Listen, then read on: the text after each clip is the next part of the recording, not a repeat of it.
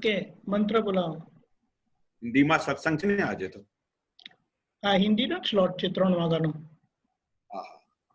નમો વિતરાગાય. નમો વિતરાગાય.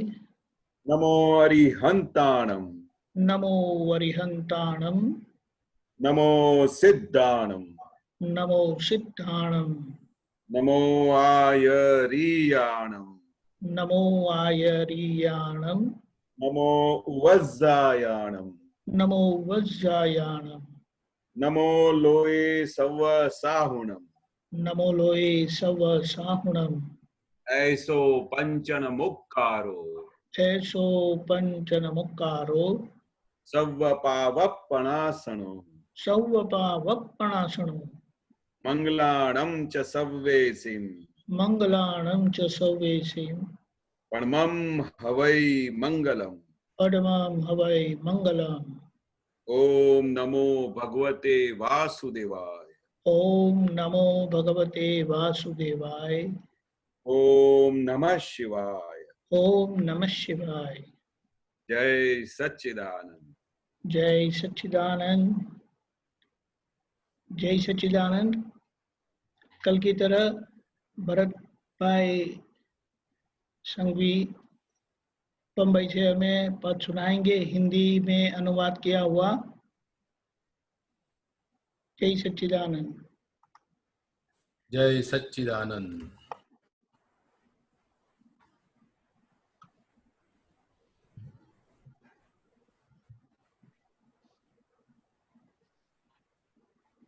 जय सच्चिदानंद. जय सच्चिदानंद. Start. 1 minute. I'll just put it on. Okay.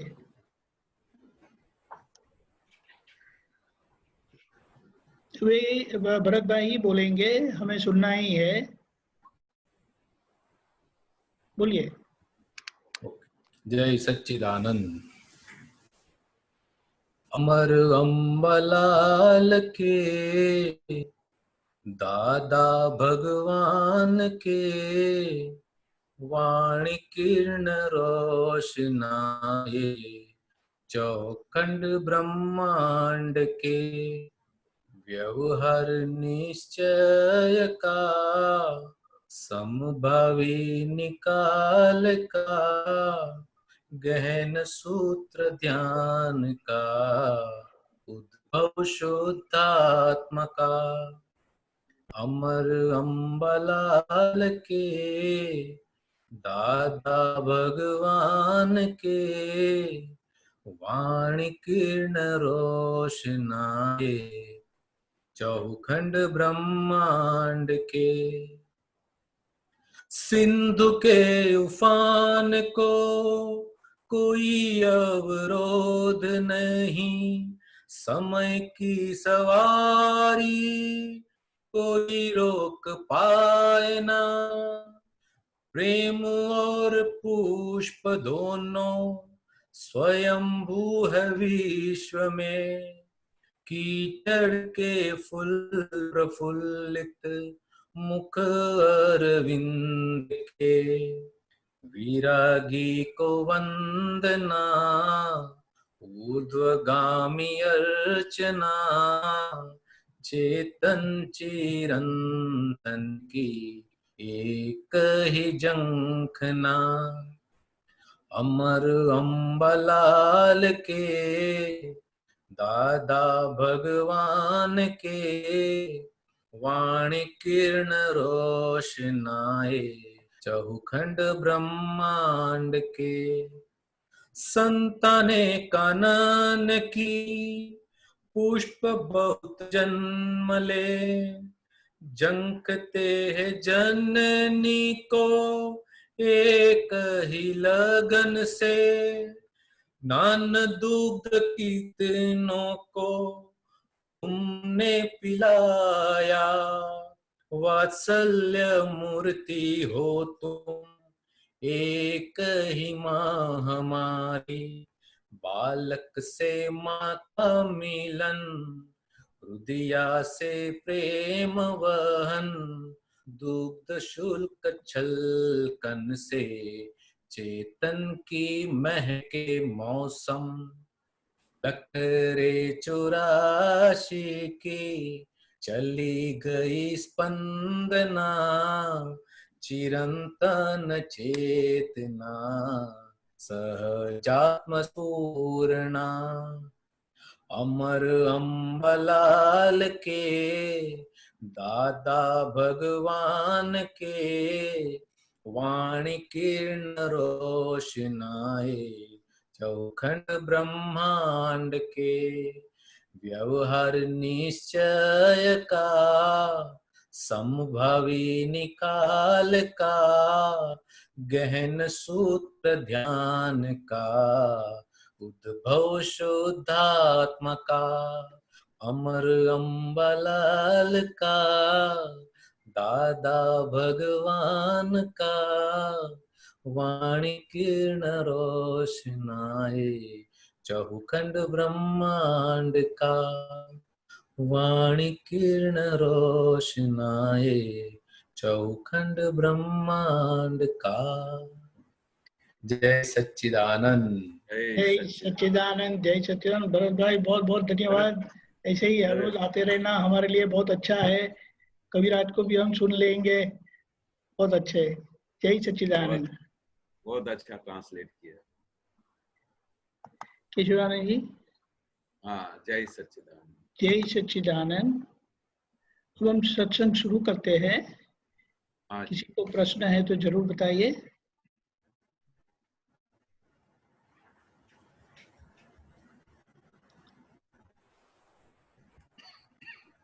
Keshavananda जी, नहीं तो आप अपना अनुभव बताइए। आप दादा भगवान के हाँ, साथ साथ बहुत बहुत रहे हैं, उनको बहुत नजदीक से देखा है, अनुभव किया है। मार भी अच्छी पड़ी है, डांट भी अच्छी आज पड़ी आज है। आप विश्वास नहीं करोगे, आज मैंने सोचा कि मैं प्रतिभानंद जी को बोलूंगा कि सबके अनुभव चल रहे हैं, तो मुझे भी बहुत अनुभव याद आ रहे हैं, तो मैं बोलूंगा, मैं उनसे परमिशन लूंगा कि 1-2 बार मैं अपने अनुभव बताऊं। देखो संजय को संजोग आ गया, बताइए, प्लीज बताइए। संजोग हाँ, आ गया, आपने सामने से ही बोल दिया। बहुत बढ़िया, बोलिए। अच्छा, जय सच। क्या था कि बचपन से लेके जैसे ही कुदरती ऐसा बना के बचपन से ही अपने को संसार के प्रति बहुत वैराग था। संसार अच्छा नहीं लगता था, तो ऑल द टाइम कुछ ना कुछ तलाश में रहते थे। फिर कभी रामकृष्ण परमहंस में जाते थे, कभी विवेकानंद की बातें सुनते थे, फिर उनके शारदा माँ के पूरा भक्ति करते थे। तो कहीं भी मेरे को सॉल्यूशन नहीं मिलता था, पर अंदर खाने हमेशा ये रहता था कि something is missing, something is missing. और फिर हम ऑल द टाइम क्या फील करते थे कि भगवान कैसे होते हैं, कि ये मुरली वाले होते हैं, शिव जी डमरू वाले होते हैं, ऐसी सब बचपन से इमेजिनेशन में रहते थे। और हमेशा ऐसा लगता था कि हमको भगवान कब मिलेगा। ऐसा ऐसा कहीं भी हमको भगवान दिखाई नहीं देता था, पर अंदर खाने कुछ अच्छा नहीं लगता था कि भाई ये क्या है। कोई इंसान गरीब है, कोई अमीर है, किसी को बहुत पीड़ा है, किसी को बहुत दुख है, ये संसार में इतनी वेदना क्यों है। और कहीं भी हमको सॉल्यूशन दिखाई नहीं देता था, किसी भी बात का कोई जवाब, कोई ऑथेंटिकेट जवाब नहीं दे सकता था कि ये किस कारण से ऐसा होता है।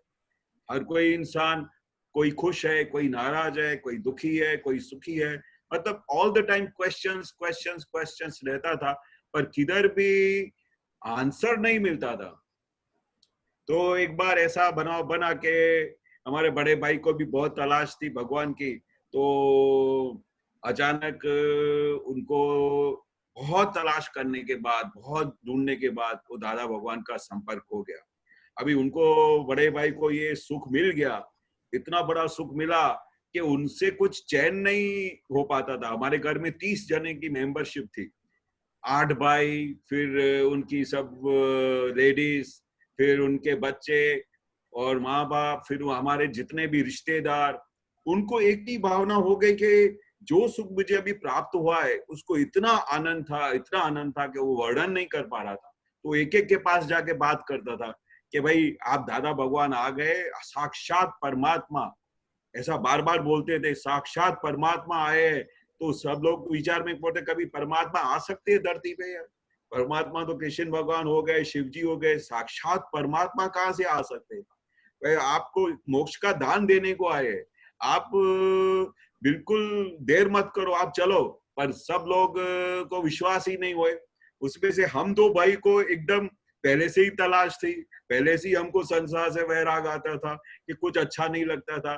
तो जैसे ही हमको पता, बड़े भाई ने बताया मेरे को और कन्या भाई को, हम दो जने थे जो बड़े भाई की बात ऑन द स्पॉट सुन के हमने बोला कि हमको बताओ वो साक्षात परमात्मा कहाँ है।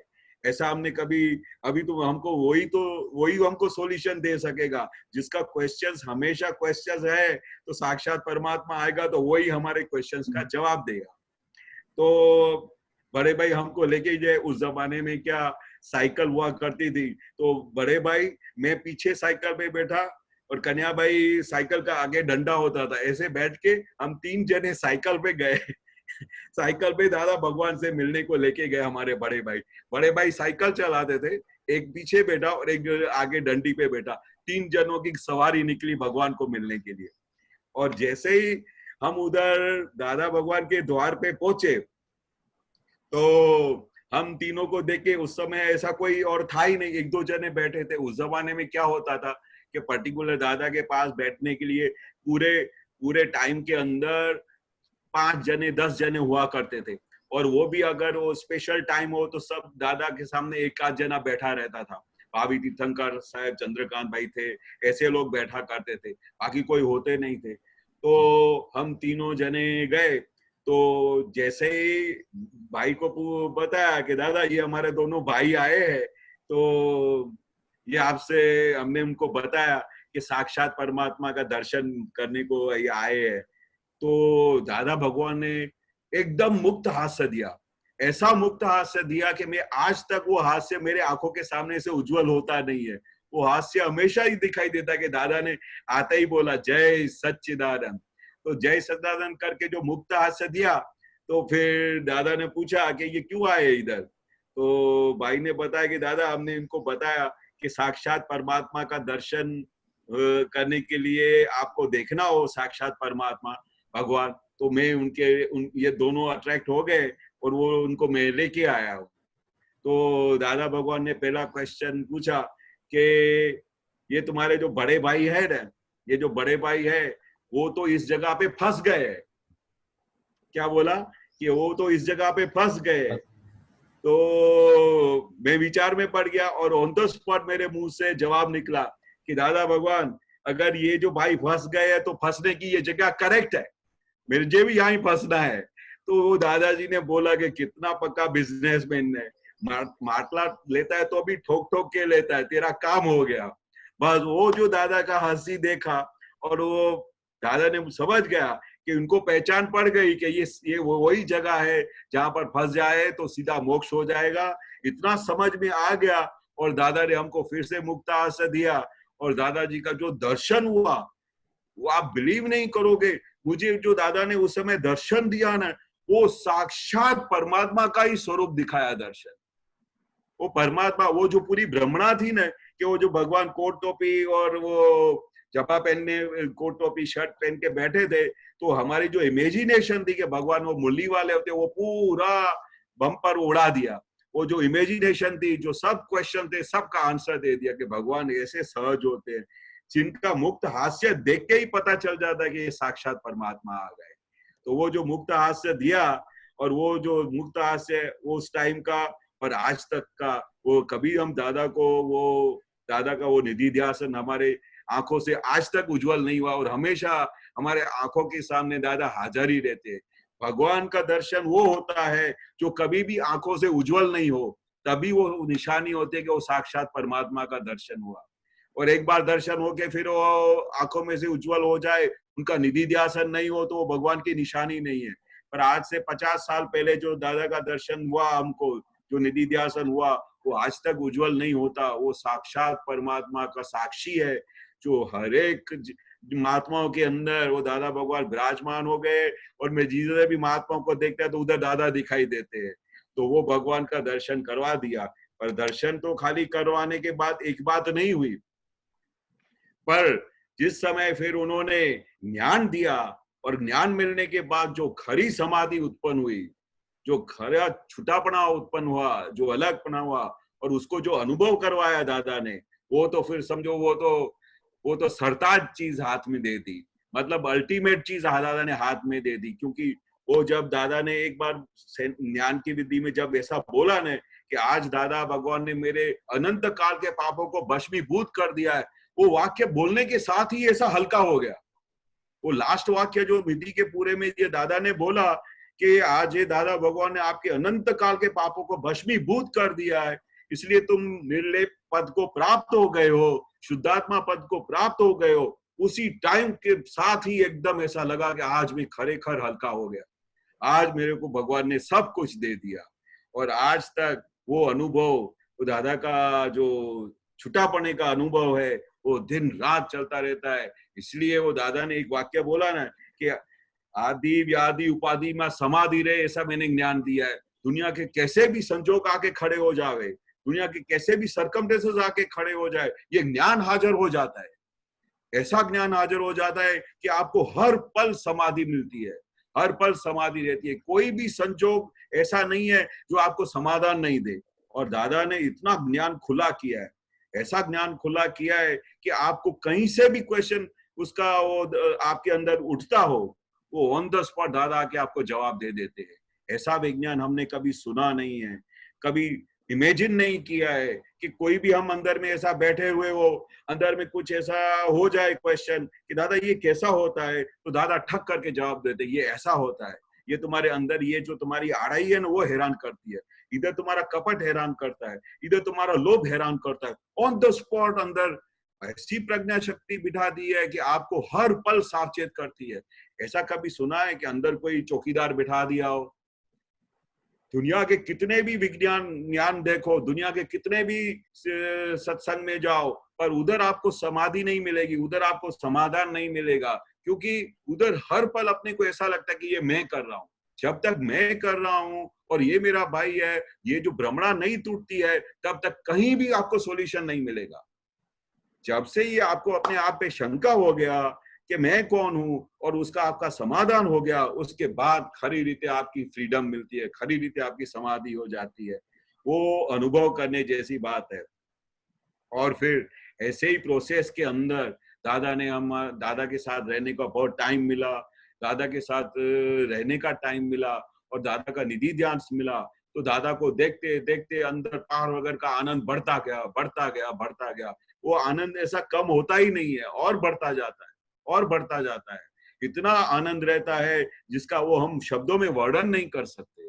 ये अनुभव करने जैसी बात है। जैसे जैसे ये विज्ञान अंदर प्रकट होता जाएगा, अंदर आपके अंदर वो खिलता जाएगा, वैसे वैसे आपको अनुभव आएगा, और जितना अनुभव आएगा उतना आपको आनंद बढ़ता जाएगा। तो ऐसे दादा गजब के हमारे को मिले हैं, और गजब के दादा भगवान हमारे को दर्शन दिया है। और दादा भगवान की ऐसे कविराज ने उनके इतनी भक्ति में पद लिखे हैं कि जो पद गाते गाते भी दादा बोलते हैं पूरा शुक्ल ध्यान हो जाता है। ऐसा शुक्ल ध्यान की श्रेणी में लिखे हुए पद है, वो जो गाएगा तो उसको सीधा शुक्ल ध्यान हो जाएगा। तो ये जो चीज हमको मिली है दादा भगवान के पास, तो वो कुछ जूझ लोगों के लिए जो बहुत ही नसीबदार लोग हैं, जो बहुत ही पुण्यशाली लोग हैं, उनको ही ये चीज मिलने वाली है। सबके लिए नहीं है, ये पब्लिक मटेरियल नहीं है। ये पूरा हाई क्वालिटी का मटेरियल है, जो जिनके लिए कुछ ही लोग, दादा बोलते हैं इतनी सारी अबज की बस्ती है, उसके अंदर कितने लोगों ने दादा का ज्ञान समझा है, कितने लोगों दादा के ज्ञान के पीछे पड़े हुए हैं, कितने लोगों को ये बात समझ में आती है कि दादा भगवान क्या है, और दादा भगवान यानी साक्षात परमात्मा, ऐसा कौन इमेजिनेशन करके बोल सकता है। ऐसे जूझ लोग हैं जिनके लिए ये दादा भगवान विज्ञान लेके आए हैं, और उनका ये कल्याण होने के लिए वो उनका पुण्य है, वो लोग इस समाज में आ गए और इस संघ में आ गए, तो उनका सबका काम हो जाएगा। दादा ने सीधा अपने को लिफ्ट में बिठा दिया है, ऐसी लिफ्ट में बिठा दिया है जो गाड़ी सीधा अपने को मोक्ष लेके जाने वाली है। अपने को एकदम परमानेंट सेफ कर दिया है, पूरा कंप्लीट सेफ करके हमने को पूरा ज्ञान दे दिया है। अभी अपने को करने को क्या है, दादा ने जो चीज बोली है उसके हिसाब से जीवन जीने का। दादा ने जैसा बोला है वैसा जीवन जीने का। दादा ने बोला है कि घर में एक कषाय नहीं होना चाहिए, तो मतलब उसके लिए सब हमको प्रिकॉशंस लेने का, घर के किसी भी एक मेंबर को दुख नहीं होना चाहिए, ऐसा हमारा वाणी वर्तन और व्यवहार होना चाहिए, तो वैसा अपने को करने का। तो दादा का जीवन जीने की जो दादा ने ऐसा कुछ खाली वो हमको खाली किताब का ज्ञान नहीं दिया है, प्रैक्टिकल ज्ञान दिया, खुद वो पूरा अनुभव किया, कितने जन्मों से हर एक प्रोसेस को उन्होंने अनुभव कर कर कर करके, कितने जन्मों से रिसर्च करके, हर एक बात का पृथक्करण करके उनका जो फाइनल बर्थ हुआ, उस बर्थ में उन्होंने कंप्लीट समाधान दे दिया, कंप्लीट समाधान। और उस समाधान को फिर ऐसा नहीं दिया प्रैक्टिकल, हीराबा के साथ उनका जो विवाह हुआ, फिर उनके माँ बाप का पूरा एक्सपीरियंस, फिर उनके बड़े भाई का एक्सपीरियंस, सब प्रैक्टिकल। और गृहस्थ जीवन को किस तरह से, ये खाली वो उनके लिए नहीं है कि ये सन्यासी लोगों के लिए ज्ञान दिया, स्पेशली खुद गृहस्थ जीवन में रह के और सब गृहस्थियों को कैसे जीवन में जीना चाहिए वो पूरा विज्ञान खुला किया। ऐसा नहीं है कि घर बार छोड़ के मोक्ष में जाने का है। दादा ने ये पूरा नया रिसर्च दिया कि घर बार में रहते हुए, हस्बैंड और वाइफ के साथ रहते हुए, बच्चों के साथ रहते हुए, उनको उनकी शादियां कराते हुए, उनको पढ़ाते हुए और सबका व्यवहार करते हुए, बिजनेस और नौकरी करते हुए तुम अलग रह सकते हो, और अलग रहने के बाद तुम मोक्ष में जा सकते हो। ऐसा विज्ञान हमने कभी भविष्य में न सुना है न सुना। हाँ, ये वो एक आदेश्वर भगवान ने भरत राजा को दिया था, जो दादा हमेशा बार बार बोलते थे कि ये जो अक्रम ज्ञान में वही ज्ञान है जो आदिनाथ भगवान ने अपने बेटे भरत को दिया था, जिसने राजपाट चलाते, गर्भ पूरा 1300 रानियों के साथ रहते, लड़ाइयां करते, जंग लड़ते, और सीधा उसी अवतार के अंदर वो मोक्ष में गए और हमेशा अलग रह सकते थे। ऐसा ज्ञान दादा ने हूबहू हमको अक्रम ज्ञान दिया है सब लोगों को। और हम सब लोग बहुत पुण्यशाली लोग हैं जिनको ये विज्ञान मिला है। और अब इस विज्ञान मिला है तो दादा के कहने के मुताबिक जिस तरह से दादा अपने जीवन में जीवन जी के गए, और जिस तरह से हर एक जीव जो दादा के जीवन में मिला, वो हर एक जीव को सुख दिया। किसी जीव ने आज तक ऐसा नहीं बोला होगा दादा से मिलने के बाद कि मुझे दादा से मिलने के बाद मुझे दुख हुआ। किसी भी जीव को दुख नहीं हुआ, और सबको मोक्ष का दान देके दादा इस युग में बहुत बड़ा मिसाल देके गए कि तुम ग्रस्त जीवन में रहते हुए भी मोक्ष में जा सकते हो।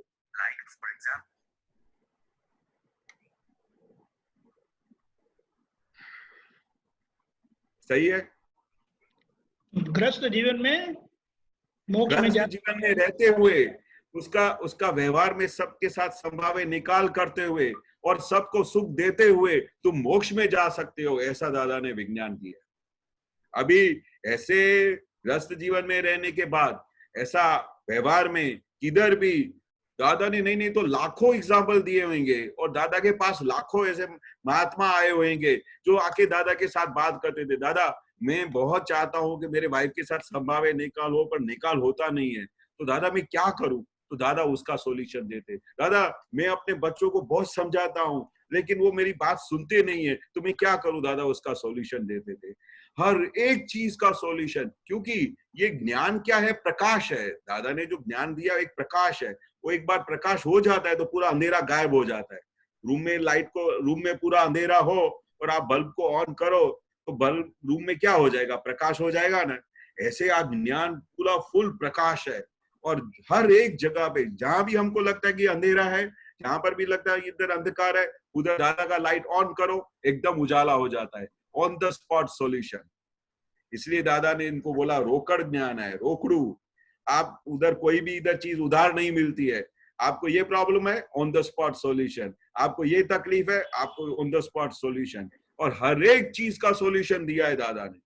आपके घर में कैसे चलने का, हस्बैंड एंड वाइफ को कैसे व्यवहार होना चाहिए, माँ बाप का लड़कों के साथ कैसा व्यवहार होना चाहिए, जो छोटे बच्चे हैं, लड़के हैं, उनको माँ बाप के साथ कैसा व्यवहार करना चाहिए, हर एक दादा ने स्टेप बाय स्टेप अपने को सिखाया। हम सब छोटे थे तो हम दादाजी के पास आते थे तो हमको कुछ पता नहीं होता था कि घर में कैसा रहने का, माँ बाप क्या होते हैं, माँ बाप की सेवा क्या होती है, कुछ पता नहीं था। पर दादा ने एक एक चीज समझाया कि माँ बाप की सेवा कैसे की जाती है, उनका आशीर्वाद कैसे लिया जाता है, माँ बाप क्या चीज होती है। फिर कविराज ने वो पद में भी लिखा है, तो तब एक जने ने प्रश्न पूछा था, माता पिता ने गुरु ने दिल थी वंदन हो जो प्रातः काले। एक बहुत अच्छा कविराज का पद है भरत भाई, बरोबर। तो उस दिन दादा ने समझाया कि माता और पिता को पहला दर्जा क्यों दिया। ये कविराज ने जो पद लिखा बहुत बड़ा उसके अंदर सत्संग निकला था दादाजी का। माता पिता और गुरु ने दिल थी वंदन हो जो प्रातःकाल है, सुबह को उठ के सबसे पहले मदर फादर को पहले प्रणाम करने का, और उसके बाद गुरु का नंबर आता है, उसके बाद गुरु को नंबर दिया। क्योंकि सबसे पहला जिन्होंने हमको पैदा किया, उधर जिन्होंने जो हमारे माँ बाप है, जो हमको बचपन से लेके संस्कार देते हैं, हमको बड़ा करते हैं, उनको सबसे पहले उनका वंदन करने का, क्योंकि उनका हम ऋण कभी नहीं चुका सकते। माँ बाप और गुरु का ऋण हम कभी नहीं चुका सकते, कितना भी कुछ भी करो, कितना भी करो, पर माँ बाप का ऋण नहीं चुका सकते। तो कबीराज ने भी एक एक पद में जो दादा की जो वंदना की है और हर एक चीज का उन्होंने एक्सप्लेनेशन दिया है पद में, वो उसमें से हर पल ऐसा लगता है कि दादा ये आपने हमको क्या दे दिया, आपने हमको ये क्या दे दिया जो जिसका हम वर्णन भी नहीं कर सकते। हम बोल बोल के थक जाते तो भी ऐसा लगता है कि हम अभी भी कुछ वर्णन नहीं कर पा रहे दादा, और मुझे वर्णन करने का है कि आपकी जो महिमा है मैं कैसे बताऊं कि मुझे क्या फील हो रहा है। तो आप सब ये अनुभव कर सकते हो, दादा का एक भी चीज आपने पकड़ लिया इस धरती पे, कोई भी एक चीज पकड़ ली ना हाथ में दादा की, दादा का एक भी वाक्य पकड़ लिया तो आपका काम हो जाएगा, काम हो जाएगा। दादा ने बोला कि घर में अपने परिवार में सबके साथ संभाव से निकाल करने का, किसी भी घर को जीव को किसी को दुख नहीं देने का, और वो ऐसा अपना जीवन निकालने का कि कोई भी जीव हमारे साथ बैर नहीं बांधे। बस इतना ही चीज पकड़ लिया ना तो भी आप सीधा मोक्ष चले जाओगे, इतना दादा ने गारंटी दिया है। कोई भी एक चीज दादा की पकड़ लो, पूरा दुनिया का पूरा ज्ञान समझने की भी जरूरत नहीं है, पर दादा का कोई भी एक वाक्य पकड़ के उसको सिंसियर हो जाओ, उसको जबरदस्त सिंसियर हो जाओ। कोई भी एक वाक्य पकड़ लो कि भाई मुझे हर जगह पे सबके साथ एडजस्टमेंट करने का है, मुझे किसी के साथ कुछ टकराव नहीं करने का है, किसी के साथ अथामण नहीं करने की है, मुझे जो भी मेरे को जीवन में लाइफ में मिले उसके सबके साथ मुझे एडजस्ट होने का है, और मुझे दादा का ज्ञान और दादा का निधि ध्यान लेके बस ये जीवन मुझे सफल बनाने का है। क्योंकि हमारे कितने सारे जन्म ऐसे ही चले गए, अनंत काल से हमारे जीवन ऐसे ही गुजर गए, और हम इसी साइकिल में से कभी बाहर नहीं निकल पाए, कभी बाहर नहीं निकल पाए और नहीं निकल पाएंगे। ज्ञानी पुरुष के सिवाय इस साइकिल में से कोई भी हमको बाहर निकाल नहीं पा सकता है। कितने लोग साधु सन्यासी जब तप कर रहे हैं, हिमालय पे तप कर रहे हैं, पर किसी को भी ये आत्म का ज्ञान नहीं मिला है। और खाली आत्मा आत्मा करने से कोई मोक्ष नहीं होता है, आत्मा का अनुभव चाहिए जो दादा ने हमको कराया। वो आत्मा का अनुभव दादा के सिवा और किसी ने भी इस धरती पे नहीं कराया। इसलिए तो दादा ने बोला ना कि ज्ञानी पुरुष 10 लाख वर्ष के बाद प्रकट होते हैं, कई रोज रोज नहीं प्रकट होते हैं। जो भाई आपका ऐसा लगता हो कि अभी कल फिर हमको मिल जाएगा, कभी नहीं मिलेंगे। अभी ये जो एक बार अपने को कनेक्शन मिला है, इस कनेक्शन को प्राप्त करके इसके पीछे लग जाओ, हाथ धो के लग जाओ। अभी आपको दादा ने पुरुष बनाया तो अभी पुरुषार्थ करना शुरू करो। पुरुषार्थ अभी हमारे हाथ में है, और दादा भगवान ने बोला है कि आपका जो निश्चय होएगा, आपका निश्चय होएगा इस डायरेक्शन में चलने के लिए, आपका जो जबरदस्त भाव होएगा, तो मेरी आशीर्वाद खूब आपके साथ रहेगी, मैं आपके साथ रहूंगा। पर आपका निश्चय डगमगा रहेगा तो मेरा आपको कोई कनेक्शन मिलेगा नहीं। इसलिए निश्चय अपना पक्का रखो कि दादा मुझे अभी मोक्ष जाने का है, मुझे अभी ये साइकिल में से बाहर निकालो, मैं आपके शरण में आया हूँ, आप मेरे को सूझ दो, और दादा से रोज शक्ति मांगने का। मैं ये आज आपको सबसे बड़ा अनुभव में बताता हूँ कि जब से मुझे दादा भगवान मिले तब से मेरे को एक हमारे बड़े भाई थे, वो बार बार दादाजी को बोलते थे कि दादाजी आप बोलती हो कि संभावे निकाल करो, पर मेरे से संभावे निकाल तो होता नहीं है। फिर कभी बोलते हो कि आप बोलते हो कि मैं अलग रहता हूँ, पर मैं बार में बार एकाकार हो जाता हूँ और मैं फिर कन्हैया बन जाता हूँ। तो बार बार आके दादाजी से वो प्रश्न पूछते थे, क्योंकि नया नया ज्ञान मिला था। और नया ज्ञान मिलने के बाद इतना खुश हो गए थे कि हमको ऐसा था कि अभी रातों रात हमको सॉल्यूशन चाहिए। हम बार बार एकाकार हो जाते थे तो हमको पसंद नहीं आता था, तो दादाजी का हम जाके सर खाते थे, दादाजी हम ऐसा क्यों हो जाता है, मेरे को ऐसा रात को याद रहता है कि मैं शुद्धात्मा हूँ, फिर थोड़ा ऐसा संजोग आता है तो मैं भूल जाता हूँ, फिर मैं कन्हैया बन जाता हूँ। तो दादाजी बोलते थे कि ये जो अध्यास है ना कई जन्मों का, इसको तोड़ना पड़ेगा, वो प्रैक्टिस को तोड़ना पड़ेगा। खाली इतना ही चीज आपको करने का है थोड़े टाइम के लिए, जो अपने को गया भव का अध्यास है, कितने जन्मों का अध्यास है, उसको तोड़ने का है और दादाजी से बार बार शक्ति मांगनी है। तो फिर दादाजी क्या बोलते थे कि दादाजी ऐसा नहीं होता है, दादा संभाव्य निकाल नहीं होता है। तो दादाजी एक ही बात बोलते थे, तुम कल सुबह को उठ के दादा भगवान को प्रार्थना करते हो ना, तो सुबह को उठ के ये प्रार्थना करना कि हे दादा भगवान, मैं बार बार एकाकार हो जाता हूँ, मुझे छुट्टा रहने की शक्ति दो। हे दादा भगवान, मेरे घर में फाइल का संभाव नहीं निकाल होता है, हे दादा भगवान मुझे फाइल का निकाल करने की शक्ति दो। तो ये रोज शक्ति मांगने का, क्योंकि दादाजी क्या कहते थे, अगर आप शक्ति नहीं मांगोगे तो आपको बैटरी चार्ज नहीं होगी। तो ये मैं आज तक जो भी हमारे बॉडी के अंदर वीकनेस होती है, जिसकी वजह से हमको ऐसा हमारा सुख गायब हो जाता है, उन चीजों को पकड़ के मैं रोज सुबह को उठ के ये शक्ति मांगता हूँ और दादा को बोलता हूँ कि हे दादा भगवान, मुझे आपकी आप पहली 5 आज्ञा में रहने की शक्ति दो, ऐसी मेरी विधि करके दो। फिर मैं जोर से दादा भगवान को पुकारता हूँ और फिर ऐसा देखता हूँ कि पूरे दिन के अंदर फिर ऐसे संजोग आ जाते हैं कि कहीं भी मेरी आज्ञा चुकाती नहीं है। फिर कभी कभी मेरे को कभी किसी के दोष दिखाई देते हैं तो मैं दादा से शक्ति मांगता हूँ, हे दादा भगवान, जैसे आपने आखिर जगत को निर्दोष देखा, ऐसे मुझे निर्दोष देखने की दृष्टि दो, ऐसे निर्दोष देखने की मुझे शक्ति दो। और मैं इतनी शक्ति मांगता हूँ तो फिर पूरा दिन में शक्ति आ जाता है। फिर मैं एक एक वीक के लिए ऐसा प्रोसेस करता हूँ। तो जो चीज में जहां पर भी मुझे वीकनेस लगती है, जो चीज में जहां पर भी मुझे लगता है कि ये मेरे को शक्ति खूटती है, तो मैं दादाजी को हाजिर कर देता हूँ। और जैसे ही मैं दादाजी को हाजिर करता हूँ, वो पूरी शक्ति अंदर आ जाती है। फिर दिन में कितने भी ऐसे संजोग आएंगे ना, उधर वो पूरा आज्ञा हाजिर हो जाती है। दिन में ऐसे भी कितने संजोग आ जाएंगे तो मैं उनको सब पूरे जगत को दादाजी की तरह निर्दोष देखने की कोशिश कर लेता हूँ और उधर फिर मेरा स्वभाव से निकाल हो जाता है।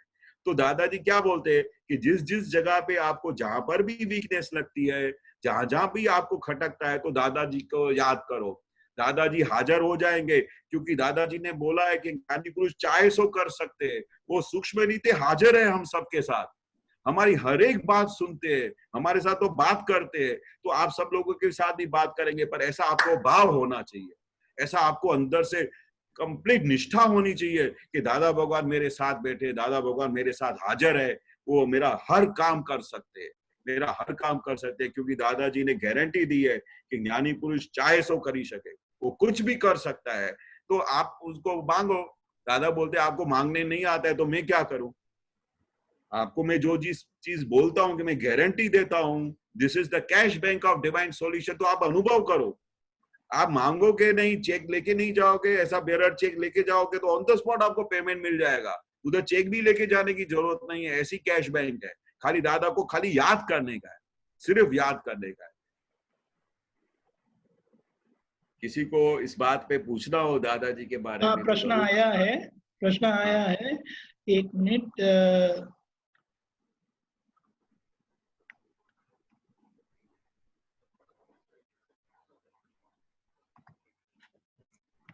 एक मिनट।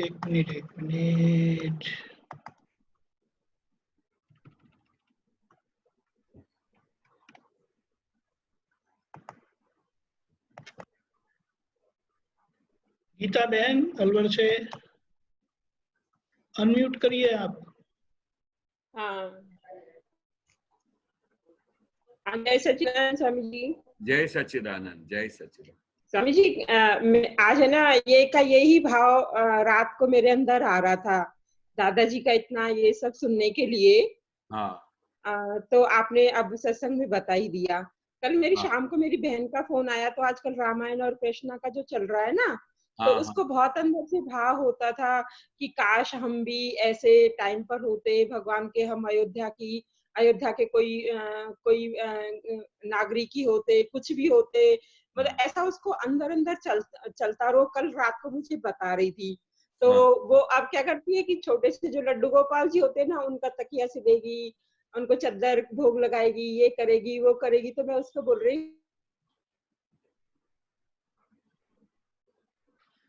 कट हो गया।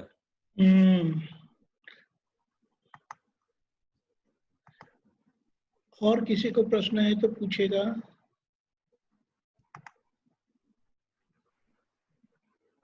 हाँ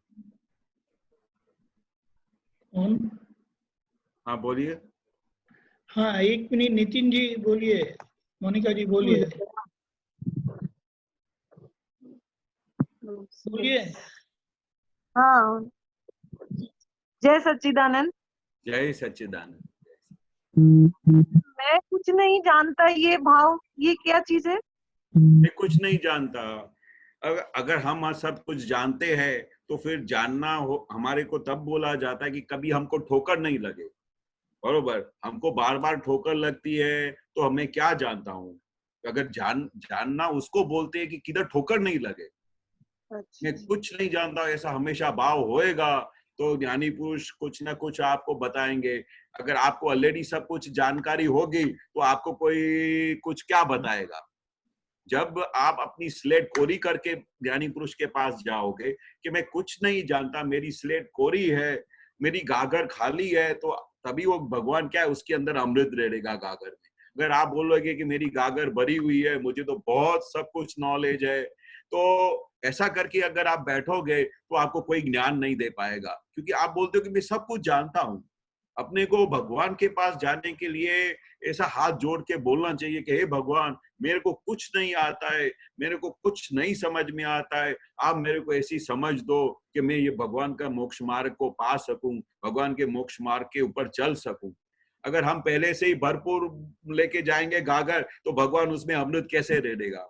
जितना भी रहेगा ऊपर से बह जाएगा। तो अपनी गागर खाली रखने की, अपनी स्लेट कोरी रखने की। जब मैं दादाजी के पास गया ना तो दादाजी बोलते थे कि भाई ये मैं क्या था कि कोई रामायण महाभारत या ये सब शास्त्र वास्त्र कुछ भी पढ़ के नहीं गया था। तो नहीं तो कितने लोग क्या होते बचपन से बहुत शास्त्र पढ़ते हैं, सब पढ़ते हैं, जैन धर्म के सब शास्त्र पढ़ते हैं। तो मेरा पूरा स्लेट कोरा था। तो मैं दादाजी के पास गया तो मैं दादाजी पूछा तुमको क्या आता है, कि मैं बोला दादा कुछ नहीं आता है, मैं कोई शास्त्र नहीं पढ़ा, कोई कुछ धर्म के बारे में नहीं जानता हूँ। तो बोला दादा ने बोला तेरी स्लेट कोरी है ना तो एक लिखेगा ना तो सब भर जाएगा, तो तू उसकी बात मत कर। तो दादा मैं इतना खुश हुआ, मैं बोला सब लोग बोलते थे कि मैं ये सब शास्त्र जानता हूँ, ये जानना बोलता हूँ, शास्त्र सब दिमाग में चढ़ गया तो मैं तुम्हारे को नया ज्ञान क्या दूं। तुम्हारे दिमाग में सब शास्त्र भरा पड़ा है, सब ज्ञान पड़ा हुआ है, चारों चार वेद के शास्त्र पड़े हुए हैं, तो मैं आपका नया ज्ञान क्या दूं। आप उस ज्ञान को जब तक खाली नहीं करोगे तो मेरा नया ज्ञान है, ये अक्रम ज्ञान है, वो जो शास्त्र वाला ज्ञान नहीं है। मैं ऐसा अक्रम ज्ञान लेके आया हूँ जो खाली मैं आपको वो एक सेंटेंस भी बताऊंगा तो आपका काम हो जाएगा। तो आप अपनी कोरी स्लेट लेके आए हो, इसलिए मुझे आपके ऊपर लिखने का बहुत इजी हो जाएगा, तुम्हारा काम हो गया। पर जो सब भर के आएंगे स्लेट तो दादा को सब पहले तो स्लेट को भूसना पड़ेगा, साफ करना पड़ेगा, फिर नया चीज लिखना पड़ेगा। इसलिए दादा ने ऐसा बोला कि कोरी स्लेट होके आने का। मैं कुछ नहीं जानता दादा, मेरे को कुछ नहीं आता, जो कुछ आता है उसको भी बाजू फेंक देने का, क्योंकि वो अपना वो जो समझ है वो हम अपने बुद्धि से लेके आए हैं। उससे हमारा अगर वो समझ सच्ची है, वो समझ अगर इतनी पावरफुल है तो हमारे घर में समाधान होना चाहिए, हमारे को हर एक प्रश्न का जवाब होना चाहिए, हमारे अंतर का सुख आ जाना चाहिए, हमको अलग दिखाई देना चाहिए। वो दादा की जो भी दादा सेंटेंस बोलते हैं वो सब हमारे अंदर आ जाना चाहिए, अगर आप बरोबर जानकारी लेके आए हो। अगर आपने कोई ज्ञान पढ़ा है, अगर कोई शास्त्र पढ़े है तो आपके पास सॉल्यूशन होना चाहिए, घर में एक कषाय नहीं होना चाहिए। तो वो निशानी कौन सी है, वो दादा खास बोलते थे कि जब तक वो घर में कषाय होता है, घर में झगड़ा होता है, आपने धर्म को कुछ पाया ही नहीं है, धर्म को कुछ समझे ही नहीं है आप। तो कोरी स्लेट हो जाएगी ना, आप बोलोगे मैं कुछ नहीं जानता, तो दादा सब कुछ दे देंगे। ये मेरा एक्सपीरियंस है। लेकिन परम विनय क्या चीज होती? परम विनय यानी जो ज्ञानी पुरुष बोले वो उनके वाक्य को पकड़ ले, वे उसके विनय में चले, मतलब उसके वो जो कुछ बोलते हैं उसके पीछे चल पड़े, तो वो विनय बोलते हैं। ज्ञानी पुरुष जो बोले, आज बोले सुबह है तो सुबह, रात है तो रात, उसके अंदर कोई क्वेश्चन नहीं होना चाहिए। तो वो जो भी आज्ञा दे रहे हैं, जो आप उनकी आज्ञा में रहे वो परम विनय है। आप उसके कहे मुताबिक चले तो उनका परम विनय है। आप उनकी आज्ञा का पालन किया, आप उनके कहे मुताबिक अपना जीवन जीते हैं तो वो परम विनय है। परम विनय यानी भगवान के सिवाय मुझे और कुछ नहीं चाहिए, उनका ही बस, उनके कहने के मुताबिक ही चलने का, उनकी आज्ञा में ही रहने का। उनकी आज्ञा में रहे तो आप उनके परम विनय में रहे। आज्ञा में रह नहीं पाते हैं। भले आपको पता तो चलता है ना कि मैं आज्ञा में नहीं रह पा रही हूँ। और पहले जो अज्ञान दशा में तो क्या था, वो आज्ञा क्या होती है वही नहीं समझ में आता था। पर अभी क्या है, अभी पिछला जो डिस्चार्ज कर्म है, पिछले जो कर्म में चार्ज किया, इस कर्म में अभी डिस्चार्ज हो रहा है। डिस्चार्ज अभी बदलेगा नहीं, पर उसके अंदर हम नया भाव कर सकते हैं, हम नए कॉज डाल सकते हैं।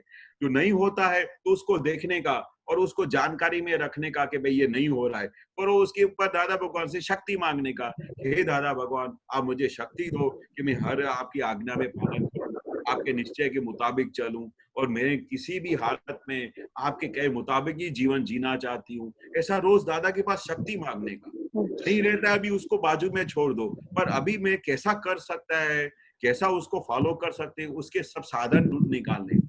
दादा ने जो बोला है वैसा करने का। दादा ने बोला है कि आज्ञा में रहने के लिए रियल रिलेटिव देखने का, तो उसका प्रैक्टिस करने का, उसका अभ्यास करने का थोड़े टाइम के लिए, फिर आपको सहज हो जाएगा। नहीं रहता है अभी ऐसा बोलना बंद कर दो, बोलो कि अभी होगा दादा भगवान आप मुझे शक्ति दो कि अभी मैं ऐसा आपके रियल रिलेटिव देख सकूं, आज्ञा में रह सकूं, आपके कहे मुताबिक चल सकूं। दादा से शक्ति मांगने का, और शक्ति मांगने से सब आ जाएगा। क्योंकि दादा हाजिर बैठे हुए, शक्ति देने के लिए बैठे। आपका निश्चय पक्का होना चाहिए कि मुझे ये मार्ग पे, मुझे पूर्णाहुति की तरफ जाने का है, मुझे मोक्ष मार्ग पे पूरा मोक्ष प्राप्त करने का है।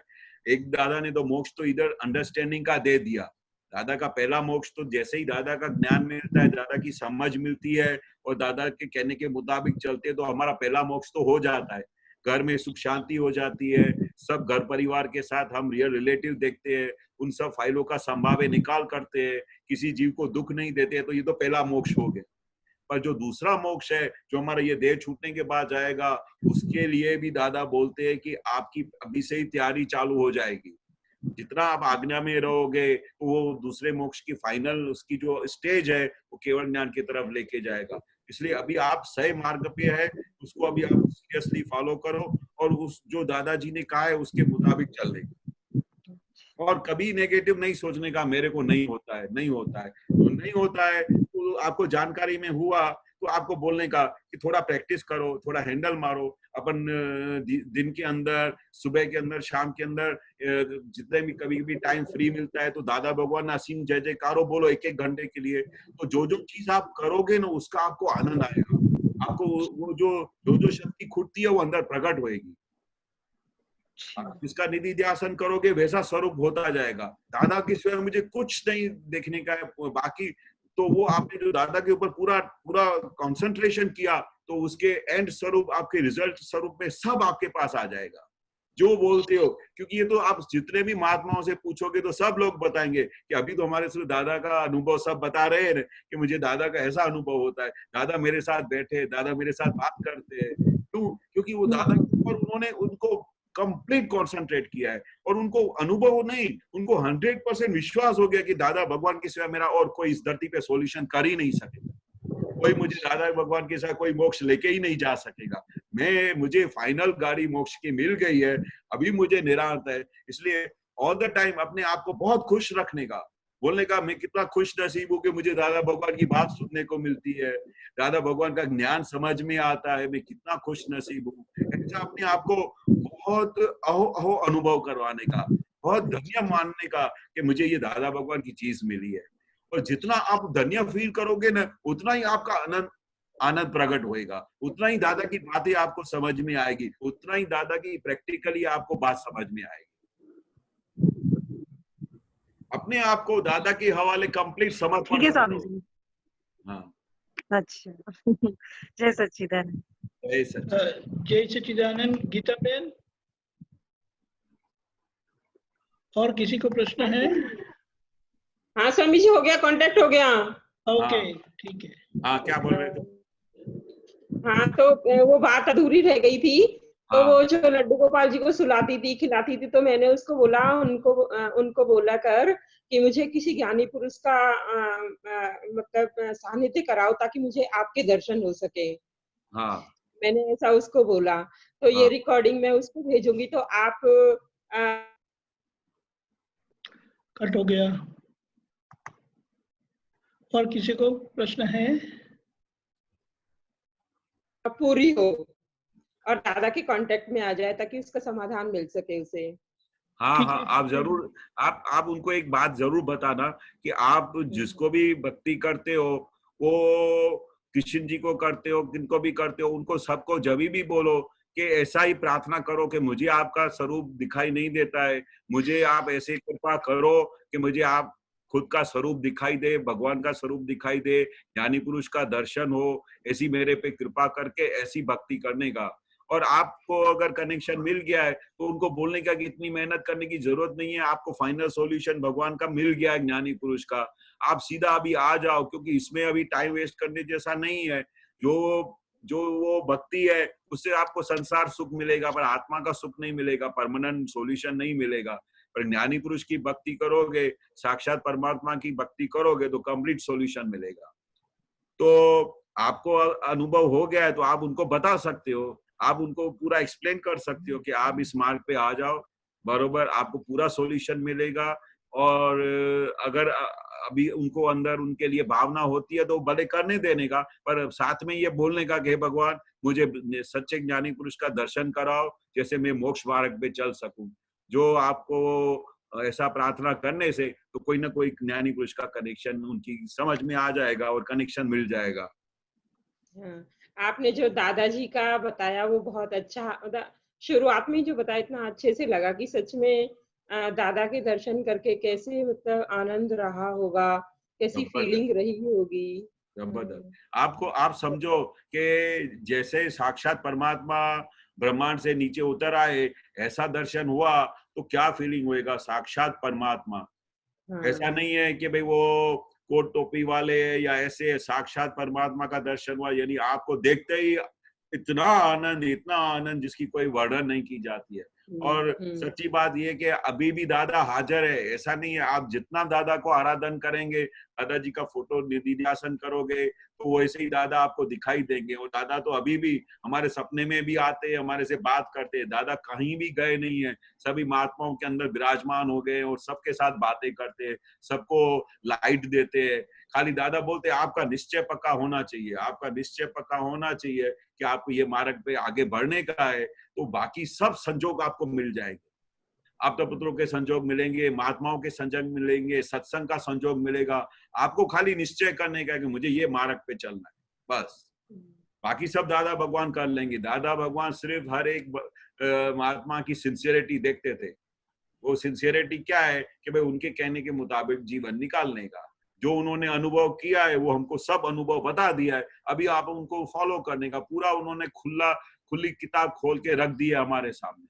ऐसी कोई भी चीज उन्होंने अपने पास नहीं रखी है, सब खुला कर दिया है, तो अभी आप उसको अनुभव कर सकते हैं। स्वामी जी, जो हमको दादाजी का मिलना हम तभी कहा जाएगा ना जब वो जो देना चाहते थे वो हमें मिल जाए, उनका मिलना।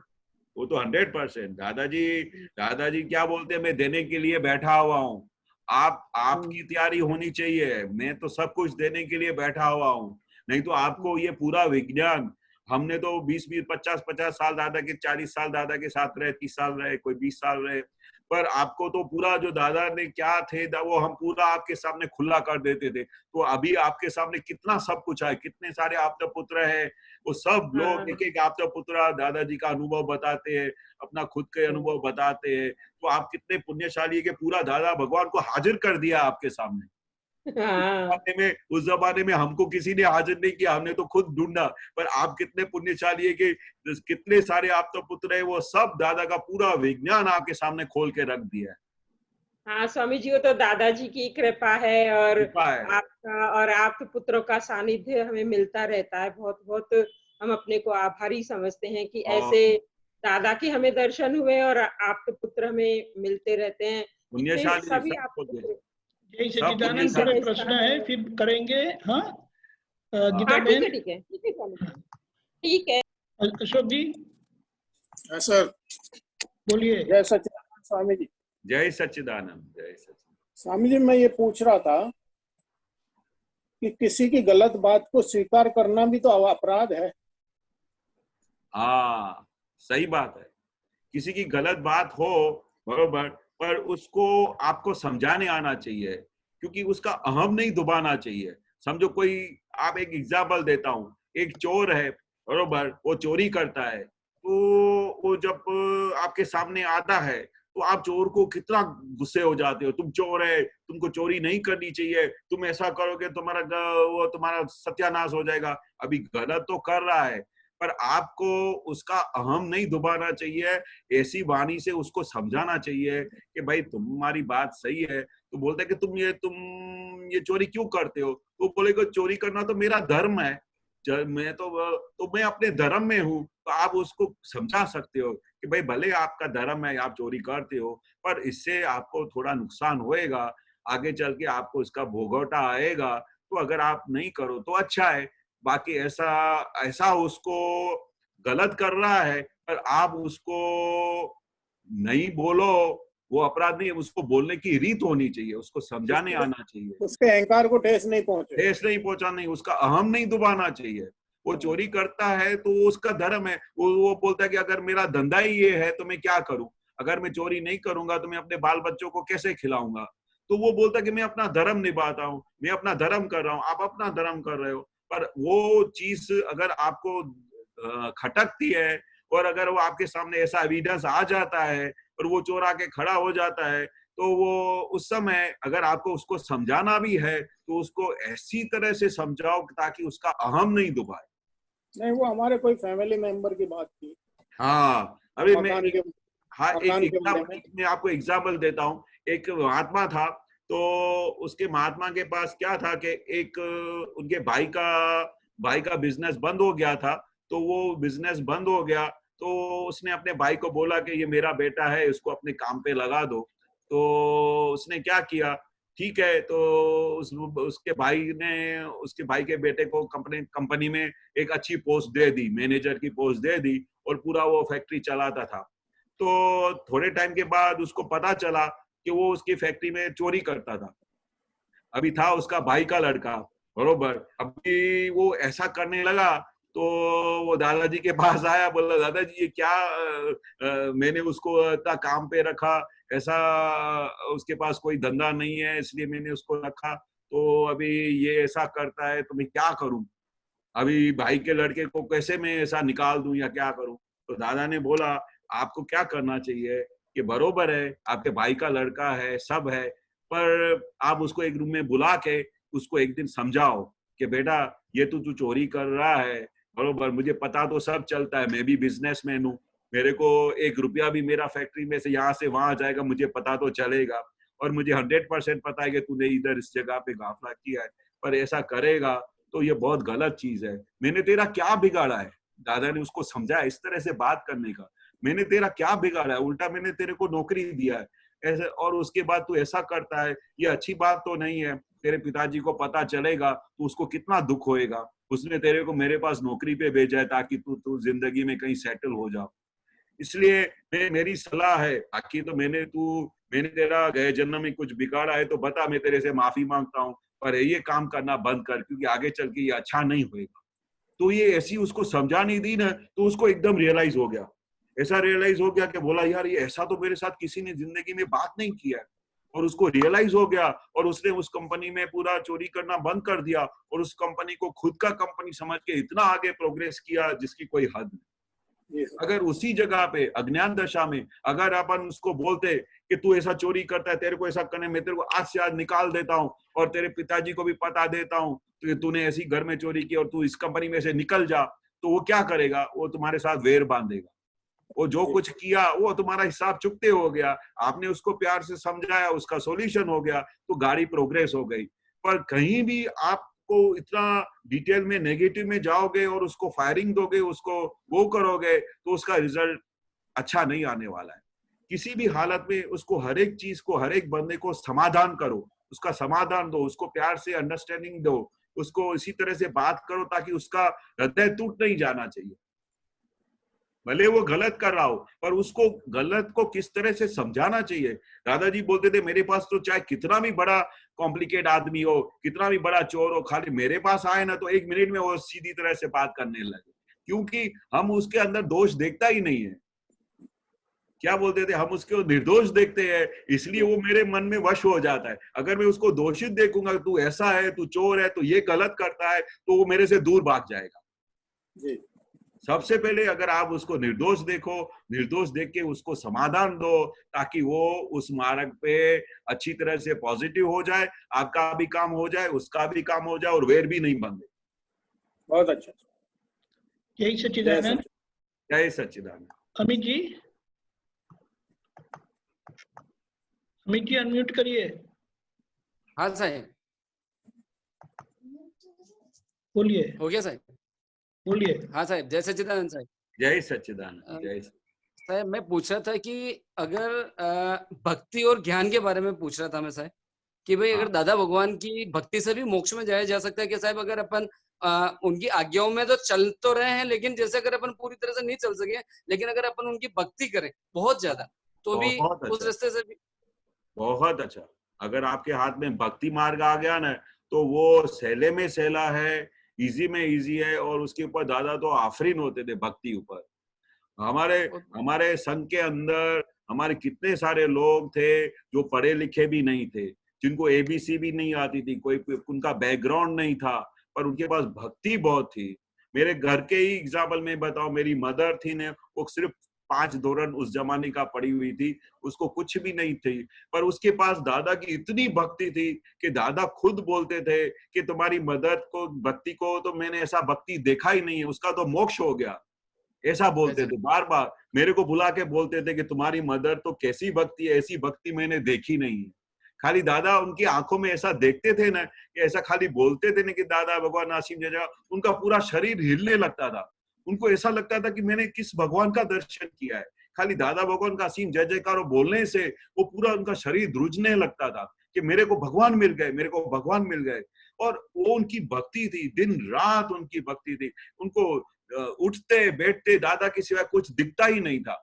बाकी उनको एबीसी भी नहीं आता था, और उनको सिर्फ एक ही चीज थी, 5 आज्ञा और दादा की भक्ति। और उसी जीवन में वो 94 इयर्स की एज निकाल के हर पल दादा के साथ रह के गई।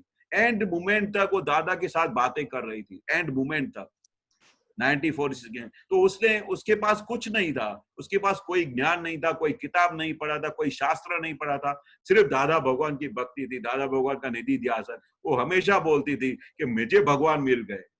उनको तो रात को बार बार, वो कृष्ण भगवान की बहुत पहले से ही भक्त थी, तो एक दिन इतनी भक्ति करती थी कृष्ण भगवान की, जब तक दादा भगवान नहीं मिले थे। तो एक दिन क्या हुआ कि हमारे माता जी को सपना आया।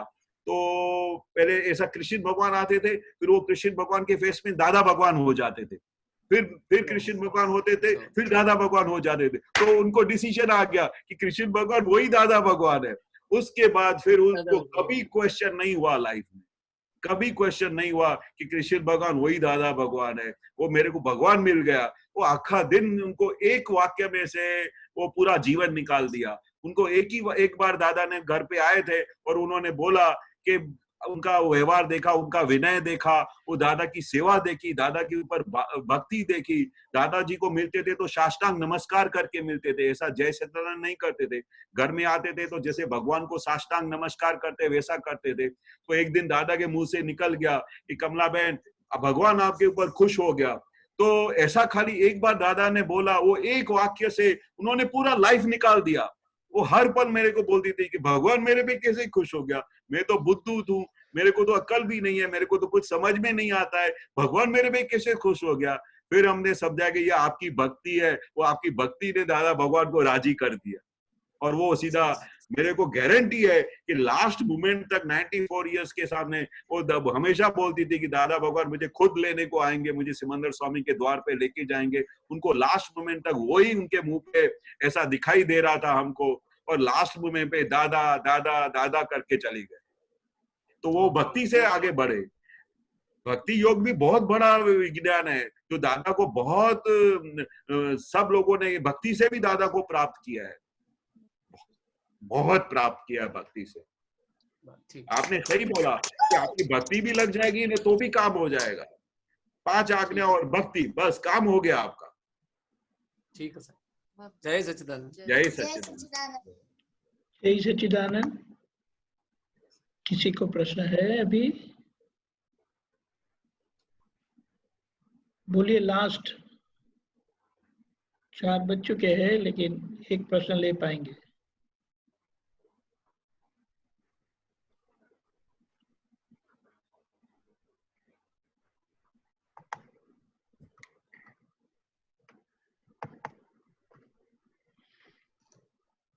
ओके, केशवानंद जी, 3 मंत्र बुलाइए। हाँ। नमो वीतरागाय, नमो वीतरागाय, नमो अरिहंताणम, नमो अरिहंताणम, नमो सिद्धाणम, नमो सिद्धाणम, नमो आयरियाणम, नमो आयरियाणम, नमो वज्जायाणम, नमो वज्जायाणम, नमो लोए सव साहुणम, नमो लोए सव साहुणम, ऐसो पंचन मुक्कारो, ऐसो पंचन मुक्कारो, सव्वपावप्पणासनो, सव्वपावप्पणासनो, मंगलाणं च सव्वेसिं, मंगलाणं च सव्वेसिं, परमं हवै मंगलम्, परमं हवै मंगलम्। ओम नमो भगवते वासुदेवाय, ओम नमो भगवते वासुदेवाय, ओम नमः शिवाय, ओम नमः शिवाय। जय सच्चिदानंद। जय सच्चिदानंद। जय सच्चिदानंद। आपकी जानकारी के लिए आज 4:30 से 6 बजे तक कविराज के पद गाने वाले हैं। भरत भाई जो पहले सुबह में अभी शुरुआत में आ गए, वे गाने वाले हैं। अनुकूल है तो जरूर से पधारिएगा। जय सच्चिदानंद।